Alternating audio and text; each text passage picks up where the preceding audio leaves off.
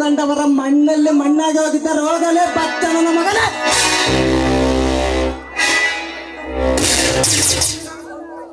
ಪ್ರೀತಮ್, ಸರಿಯಾದ ಸಮಯಕ್ಕೆ ಬಂದು ನನ್ನನ್ನು ಕಾಪಾಡಿದೆ.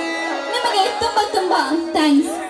ಹೋಗಲಿ ಬಿಡು ಪೂಜಾ, ಹೋಗಲಿ ಬಿಡು ಪೂಜಾ. ಇಂತಹ ದೊಡ್ಡ ಮಾತೇನು ಬೇಡ. ಅದಿರಲಿ, ನೀನೇಕ ಇಷ್ಟು ಬೇಗನೆ ಕಾಲೇಜಿಗೆ ಬಂದಿರುವ? ಏ ಪ್ರೀತಮ್, ಈ ಸಲ ನಮ್ಮ ಕಾಲೇಜಿನಲ್ಲಿ ನಡೆಯುವ ರಾಜ್ಯ ಮಟ್ಟದ ಡ್ಯಾನ್ಸ್ ಸ್ಪರ್ಧೆಯಲ್ಲಿ ನಮ್ಮಿಬ್ಬರನ್ನು ಸಹ ಆಯ್ಕೆ ಮಾಡಿದ್ದಾರೆ. ಈ ವಿಷಯ ನಿನಗೆ ಗೊತ್ತು ತಾನೆ? ಹೌದು ಪೂಜಾ, ಈ ವಿಷಯ ನನಗೆ ನಿನ್ನೆ ಗೊತ್ತಾಯಿತು.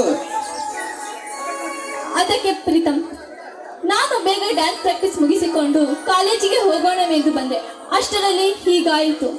ಹೋಗಲಿ ಬಿಡು ಪೂಜಾ, ಇಂತಹ ಘಟನೆಗಳಿಗೆ ನಾವು ತಲೆ ಕೆಡಿಸಿಕೊಳ್ಳಬಾರದು.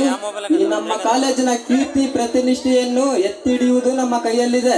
ಹೇಗಾದರೂ ಮಾಡಿ ಈ ಡ್ಯಾನ್ಸ್ ಸ್ಪರ್ಧೆಯಲ್ಲಿ ನಾವು ಗೆಲ್ಲಲೇಬೇಕು. ಹೌದು ಪ್ರೀತಮ್, ನಾವು ಗೆಲ್ಲಬೇಕು ಎಂದರೆ ಇನ್ನ ಸ್ವಲ್ಪ ಸಮಯದಲ್ಲೇ ಡ್ಯಾನ್ಸ್ ಪ್ರಾಕ್ಟೀಸ್ ಮಾಡಬೇಕು ಅಲ್ಲವೇ ಪ್ರೀತಮ್? ಹೌದು ಪೂಜಾ, ನೀನ್ ಹೇಳುತ್ತಿರುವುದು ನಿಜ. ಈ ಕಲೆ ಮತ್ತು ರಾಜಕೀಯ ಎನ್ನುವುದು ಎಲ್ಲರನ್ನು ಕೈ ಬೀಸಿ ಕರೆಯುವುದಿಲ್ಲ, ಅದರಲ್ಲೂ ಕೆಲವರನ್ನ ಮಾತ್ರ ಆಯ್ಕೆ ಮಾಡಿಕೊಳ್ಳುತ್ತದೆ. ಅದರಂತೆ ನಮ್ಮ ಕಾಲೇಜಿನಲ್ಲಿ ನಮ್ಮ ಕಲೆಯನ್ನು ಗುರುತಿಸಿ ಆಯ್ಕೆ ಮಾಡಿರುವುದು ನಮ್ಮ ಅದೃಷ್ಟ. ಹೌದು ಪ್ರೀತಮ್, ಈ ಅವಕಾಶ ನಮಗೆ ಸಿಕ್ಕಿರುವುದು ನಮ್ಮ ಭಾಗ್ಯವೇ ಅನ್ಸುತ್ತೆ. ಅದಿರಲಿ ಪೂಜಾ, ನಿನ್ನ ವಿದ್ಯಾಭ್ಯಾಸ ಹೇಗೆ ನಡೆಯುತ್ತಿದೆ? ಏಕೆಂದರೆ ಪರೀಕ್ಷೆ ದಿನಗಳು ಹತ್ತಿರ ಬರುತ್ತಿವೆ. ಈ ಕಡೆ ಡ್ಯಾನ್ಸ್ ಸ್ಪರ್ಧೆ ಕೆಲವೇ ದಿನಗಳ ಮಾತ್ರ ಉಳಿದಿವೆ, ಅದಕ್ಕೆ ಕೇಳಿದೆ ಅಷ್ಟೇ. ಹೌದು ಪ್ರೀತಮ್, ಈಗ ನನ್ನ ಸ್ಥಿತಿ ಹೇಗಾಗಿದೆ ಎಂದರೆ ಒಂದು ದೋಣಿಯ 2 ದೋಣಿಗಳ ಮಧ್ಯೆ ಕಾಲು ಇಟ್ಟು ಪ್ರಯಾಣ ಮಾಡುವಂತೆ ಆಗಿದೆ ನನ್ನ ಸ್ಥಿತಿ.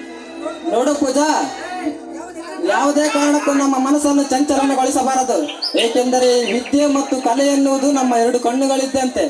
ಈ ಎರಡರಲ್ಲೂ ಒಂದನ್ನು ಕಳೆದುಕೊಂಡರೆ ನಮಗೆ ನೋವಾಗುವುದು, ಗೊತ್ತಾ ಪೂಜಾ? ಹೌದು ಪ್ರೀತಮ್, ನಾನು ಸಹ ಎರಡರಲ್ಲೂ ಗೆಲುವು ಸಾಧಿಸಲು ಪ್ರಯತ್ನ ಮಾಡುತ್ತೇನೆ. ಫಲ ಕೊಡೋದು ಬಿಡೋದು ಆ ದೇವರಿಗೆ ಬಿಟ್ಟಿತ್ತು. ಪೂಜಾ, ವಿದ್ಯೆಗಾಗಿ ಸರಸ್ವತಿ ದೇವಿಯನ್ನು, ನೃತ್ಯಕ್ಕಾಗಿ ಕಲಾ ದೇವಿಯನ್ನು ಪ್ರಾರ್ಥನೆ ಮಾಡಿದರೆ ಖಂಡಿತವಾಗೂ ಎರಡರಲ್ಲೂ ನಮ್ಮದೇ ಜಯ. ಆಯ್ತು ಪ್ರೀತಮ್, ನೀನು ಹೇಳಿದ ಮೇಲೆ ನಾನೇಕೆ ಯೋಚನೆ ಮಾಡಲಿ. ಆಯ್ತು ಪೂಜಾ, ಹಾಗಾದರೆ ಇನ್ನೇಕೆ ತಡ? ಈ ಮೊದಲ ದಿನವೇ ಹೆಜ್ಜೆಯದೊಂದಿಗೆ ಗೆಜ್ಜೆನಾದದಿಂದ ಆ ಕಲಾದೇವಿ ಆಶೀರ್ವಾದ ಪಡೆದು ನಾವು ನವಲಿಗಳಂತೆ ನರ್ತಿಸೋಣವೇ? ಓಕೆ ಪ್ರೀತಮ್. ನಮ್ಮಕ್ಕ ಆಗಿರುವ